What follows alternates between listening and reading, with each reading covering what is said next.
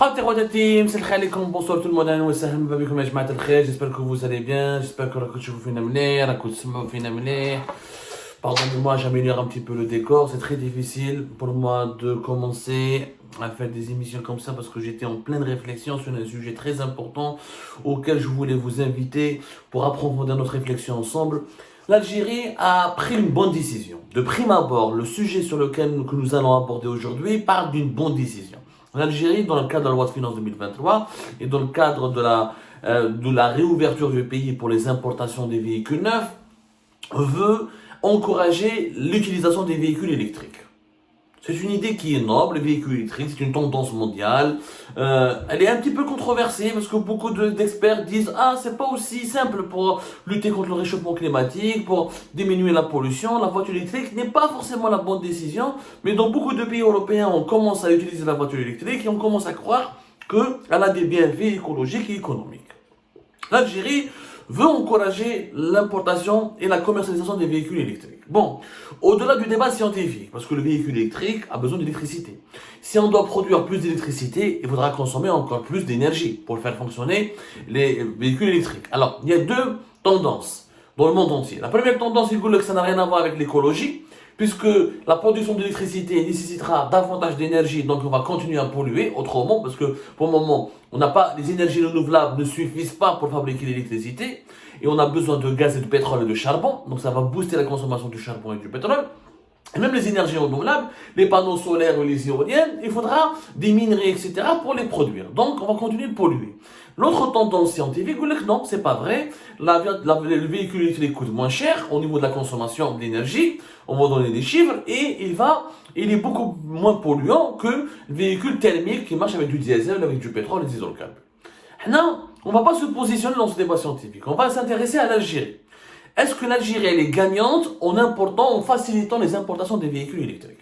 D'abord, qu'est-ce qui va se passer en 2023? Dans le cadre de la loi de finances, pour les possibilités d'importer des véhicules neufs, que ce soit de moins de 3 ans ou un véhicule neuf, donc il y aura dans les deux catégories, dans les deux possibilités, l'Algérie va autoriser l'importation des véhicules de moins de 3 ans et elle va permettre d'agréer des concessionnaires qui pourront commercialiser des véhicules neufs, immatriculés la même année ou la fabriqués la même année à laquelle ils vont être commercialisés par le concessionnaire agréé en Algérie.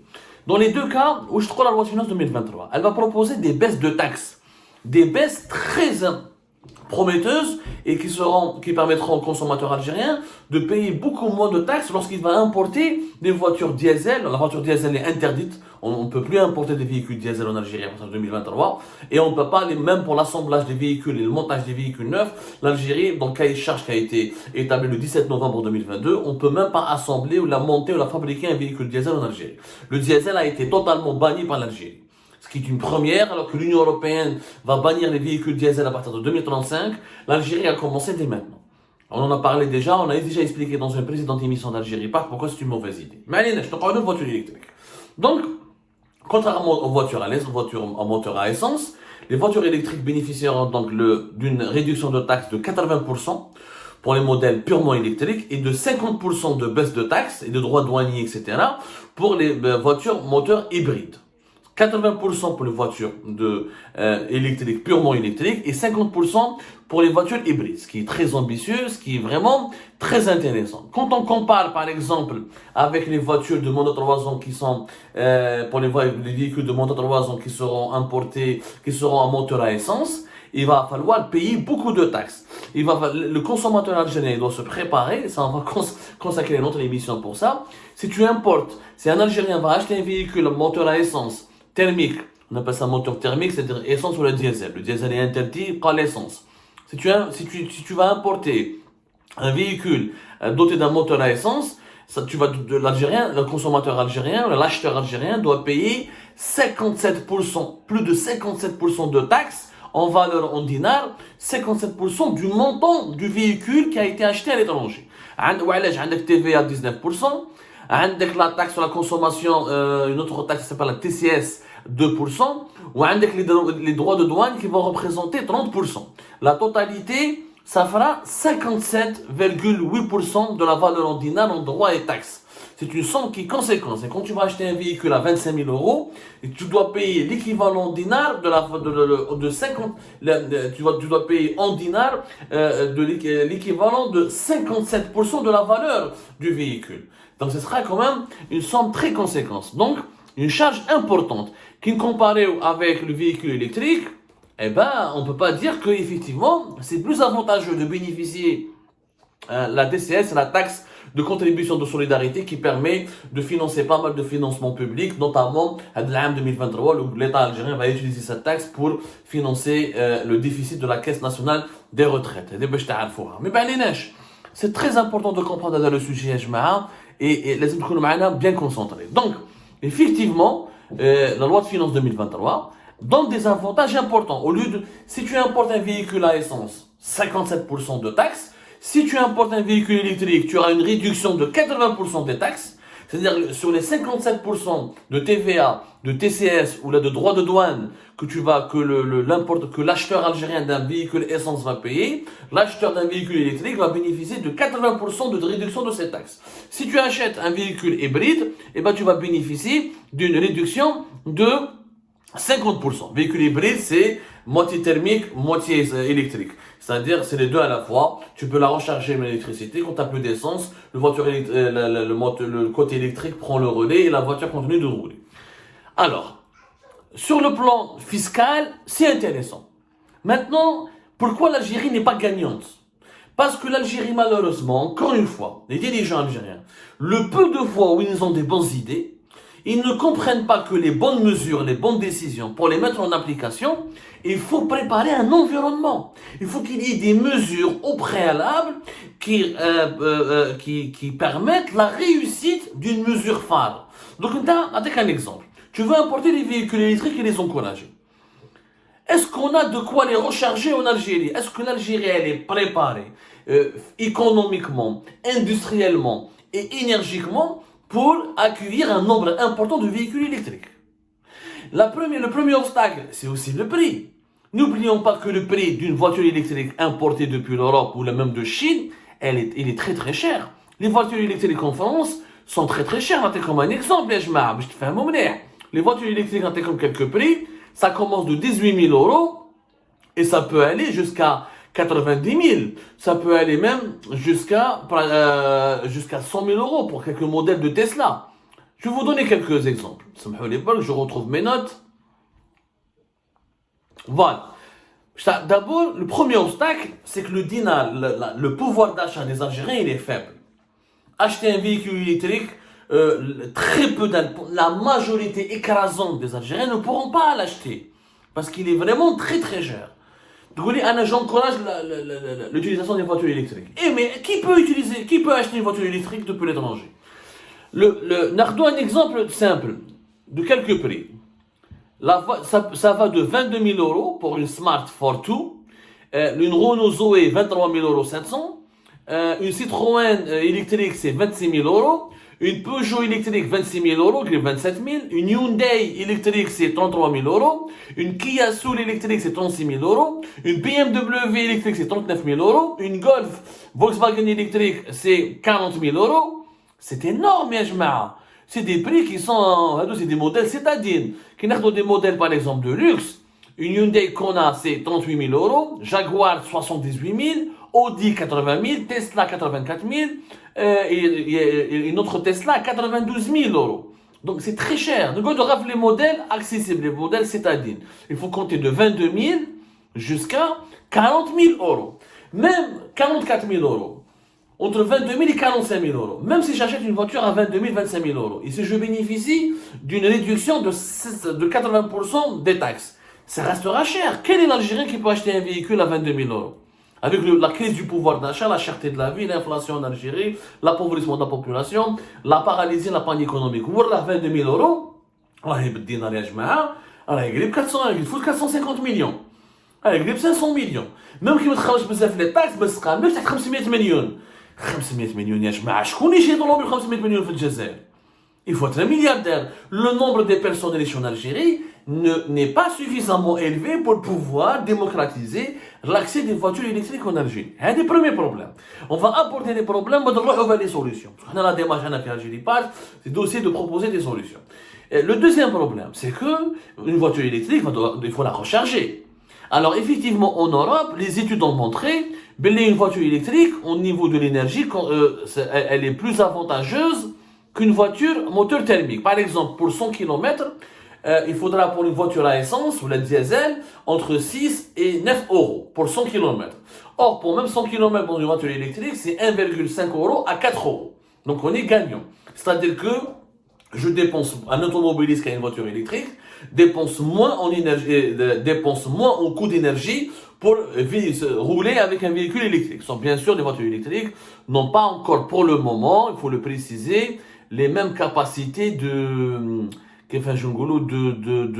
d'avoir une recharge lente, qui est 500 km, maintenant il y a des véhicules électriques où tu peux rouler jusqu'à 500 km pour certains Tesla, mais il y a certains modèles, 120 km, 150 km, il faut les recharger.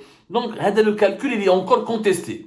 Il est encore contesté. Quand les voitures thermiques, leur plein peut durer 600, 700 km. On n'a pas encore des véhicules électriques, en tout cas sur le marché, avec un nombre aussi important d'indépendance, ou de possibilité de fonctionner avec un plein. Voilà, avec un plein. Mais c'est un débat technique. Donc,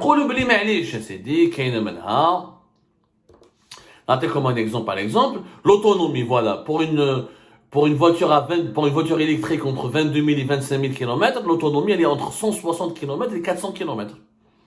Voilà.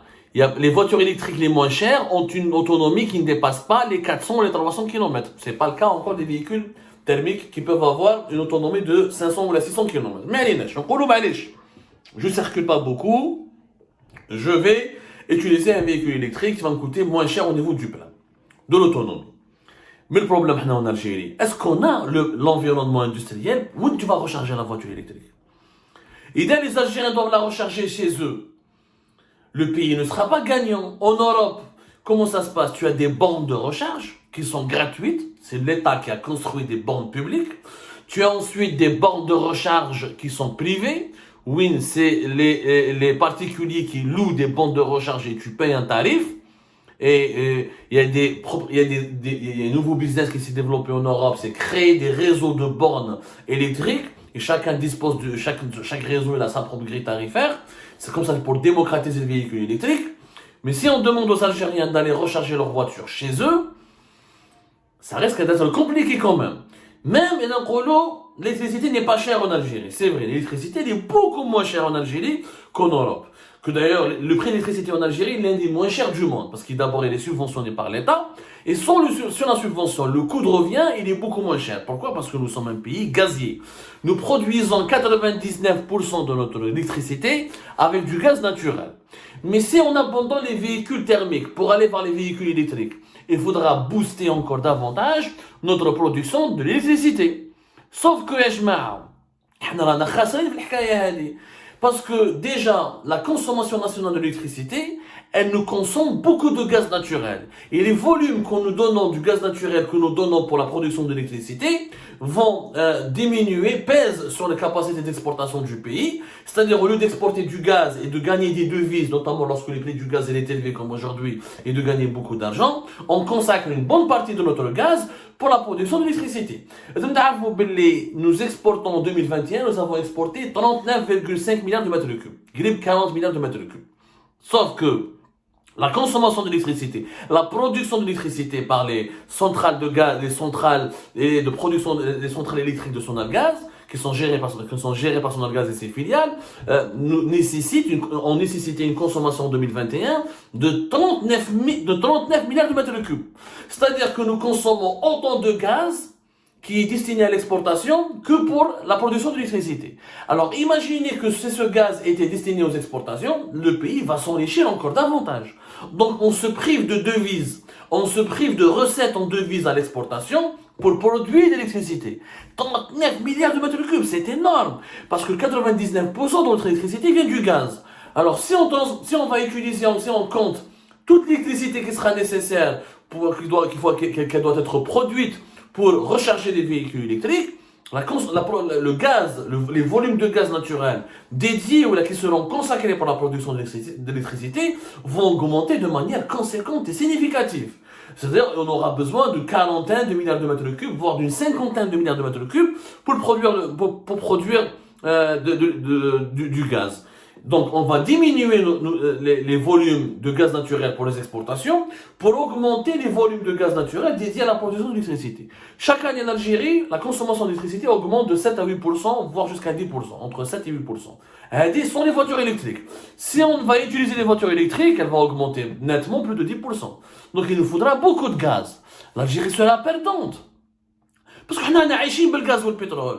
Et dans le gaz, نستعمله pour alimenter les voitures électriques. Je vais perdre beaucoup d'argent, parce que je vais moins exporter. Moins d'exportation, c'est moins de rentrée en devises. Et comment je vais financer la sécurité nationale, l'éducation, l'importation des produits alimentaires, l'importation des médicaments? Nous vivons, nous, du gaz et du pétrole. Si je me prive d'argent en exportant moins de gaz, je suis perdant. Donc l'Algérie s'est lancée précipitamment dans la commercialisation, dans la démocratisation de l'usage des voitures électriques. Quelle aurait été la solution? D'abord, la solution 1, il faudra trouver d'autres moyens de fabriquer de l'électricité. Les énergies renouvelables, tu mets des pales, et si on peut recharger les voitures électriques en produisant l'électricité avec les énergies renouvelables, oui, on sera gagnant. Il faudra développer le solaire, l'éolien, d'autres types d'énergie renouvelables, pour mettre des parcs de recharge et des bornes de recharge électriques alimentés par l'électricité renouvelable. Ça, c'est très important. Il ne faut pas dépendre, il ne faut pas utiliser que notre gaz pour produire l'électricité. C'est très important. Et si on arrive, donc, il faudra attendre que les énergies renouvelables qui ne pèsent que 1% dans la production moins de 1% dans la production de notre électricité, si on arrive à atteindre 10-15% de la production de notre électricité depuis les énergies renouvelables, là on peut utiliser des voitures électriques sans craindre des préjudices financiers et économiques importants pour l'Algérie. De deux, les voitures électriques sont très chères. Personne ne pourra les acheter. Quelle est la solution? Il faut les produire, les assembler localement. Comme fait le Maroc, par exemple, avec Renault et Peugeot et Citroën, ou là l'Afrique du Sud, les deux pays qui se sont lancés aujourd'hui, même l'Égypte, qui commence à se lancer dans la fabrication, ou là dans la production locale et l'assemblage local des voitures électriques. Si les voitures électriques restent à 30 000, 25 000 euros, sauf si l'Algérie, l'État algérien lui-même va acheter des voitures électriques et va les mettre en location pour encourager. D'abord, on peut envisager ce modèle-là, que l'État propose des voitures électriques en location, ou là que le parc automobile de l'État lui-même change et devient des voitures électriques, des voitures de la police, de l'armée, etc. Mais ça reste c'est toute une stratégie industrielle à mettre en place. Il faudra traiter le problème de la production de l'énergie. C'est beaucoup plus compliqué que ce qu'on le pense. C'est pas aussi facile qu'on le croit. Je vais te faire un problème de lumière. Voilà, normalement maintenant c'est mieux. Je pense que vous me voyez mieux, même si tout à l'heure la lumière n'était pas catastrophique. Donc, on ne peut pas se lancer, encore une fois, dans des mesures ou là dans des plans qui impactent le quotidien de plusieurs millions d'Algériens sans se préparer déjà avec des stratégies et avec un environnement capable de permettre la réussite de ce plan-là. Les voitures électriques, pour les réussir, il faut les produire localement. Si on n'arrive pas à les produire localement, il y a aussi la problématique de la batterie électrique, qui est une technologie nécessaire. Et la batterie électrique nécessite aussi certaines matières premières qui sont liées aux terres rares. Il y a une étude qui dit que d'ici 2040, dans le monde, notamment dans deux pays comme la Chine et l'Inde, dans le monde déjà, avec l'Occident, l'Europe et l'Amérique du Nord, 54% des véhicules neufs vendus seront des voitures électriques. Et en Chine et en Inde, ils veulent, d'ici 2040, atteindre 100% des véhicules touristiques seront des véhicules électriques. C'est une tendance mondiale. Donc, l'idéal, c'est pas de les importer. L'idéal, c'est de trouver des solutions pour les assembler, les monter localement et acquérir le savoir-faire nécessaire pour les fabriquer. En France, déjà en 2021, 18%, presque 19% des ventes de véhicules neufs, c'était des véhicules électriques. Alors que le même taux de vente des véhicules électriques était de même pas de 11,3%. Mais importer uniquement et les utiliser, c'est pas une solution. Dans le cahier de charge, dans le cahier de charge, le montage et assemblage des véhicules neufs, on encourage les investisseurs étrangers à produire des véhicules électriques. Mais le véhicule électrique fait des composants industriels qu'il faut importer, qu'il faut ramener de l'étranger, parce qu'on n'a pas des sous-traitants locaux. Donc c'est toute une nouvelle stratégie, Ajma.